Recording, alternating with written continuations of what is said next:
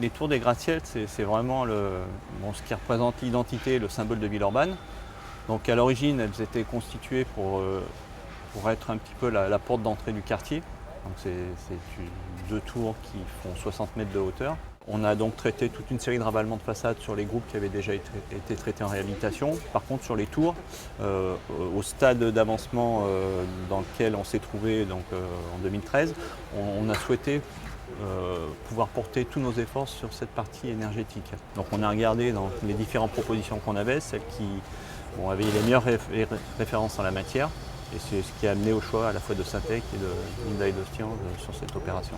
Nous sommes partis du programme du maître d'ouvrage qui demandait une rénovation notable en termes de performance énergétique des deux tours des gratte-ciel et avec un objectif de BBC rénovation. Les lots qui sont ressortis au niveau des travaux sont les lots isolation par l'extérieur, remplacement des menuiseries, isolation des toitures terrasses, ainsi que des travaux sur le chauffage au niveau du réseau de chauffage, de la ventilation et de l'éclairage.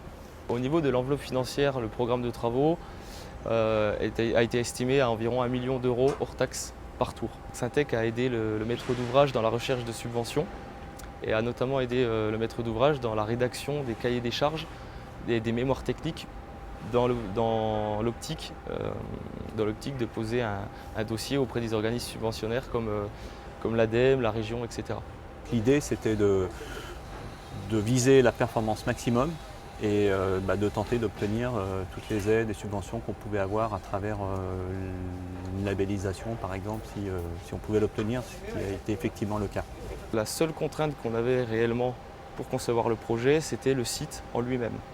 En effet, les tours sont situées au milieu des gratte-ciel, qui est un secteur classé, donc soumis aux décisions des architectes des bâtiments de France. C'est une architecture qui s'inspire du style Tony Garnier, donc avec des verticalités quand même assez fortes, des retraits, donc des poteaux qui sont apparents. Donc on a travaillé avec les ABF très en amont. On leur a présenté plusieurs solutions d'isolation avec un carnet de détails reprenant chaque détail qui nous semblait un peu critique et qui risquait de modifier ou pas l'aspect du bâtiment, en leur démontrant ce qui allait être modifié et ce qui était acceptable d'être modifié sur ce type de bâtiment. Parce qu'effectivement, on modifie quand même un peu, rien qu'au niveau par exemple des fenêtres, on est obligé de ramener l'isolant de 4 cm tout autour de la fenêtre pour éviter le pont thermique. Ce qui est important et ce qui n'est pas le cas systématique, c'est qu'ici il y avait un architecte pour vraiment concevoir le projet et tous les détails qui étaient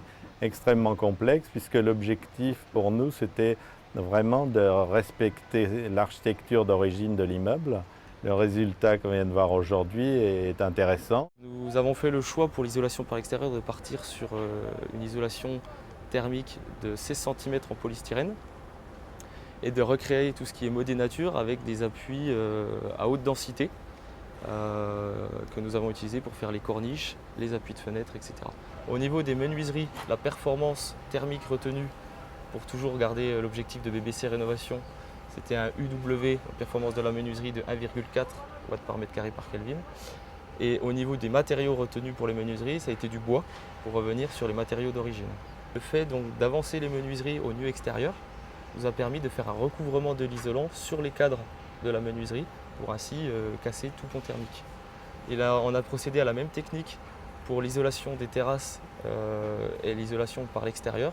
On a fait des relevés de 10 cm d'isolant sur les côtés, tout en périphérie des terrasses, pour liaisonner l'isolation de la façade avec l'isolation des toitures terrasses. Au niveau des calculs, nous avons réalisé des calculs thermiques du site existant.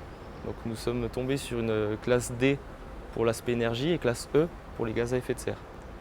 Donc suite à l'application du programme de travaux, nous sommes arrivés sur des classes B pour les gaz à effet de serre et pour l'aspect énergie. Les apports gratuits sont énormément valorisés, donc les besoins de chauffage ont pu être divisés par 2. C'est une très grande réussite. Déjà, on a senti la différence. Par rapport au froid, on a senti la différence. Il faisait plus chaud dans les appartements et on n'avait plus besoin de lever les températures des radiateurs. Les fenêtres ferment bien, toutes les fenêtres. Les stores se descendent très bien. L'isolation aussi.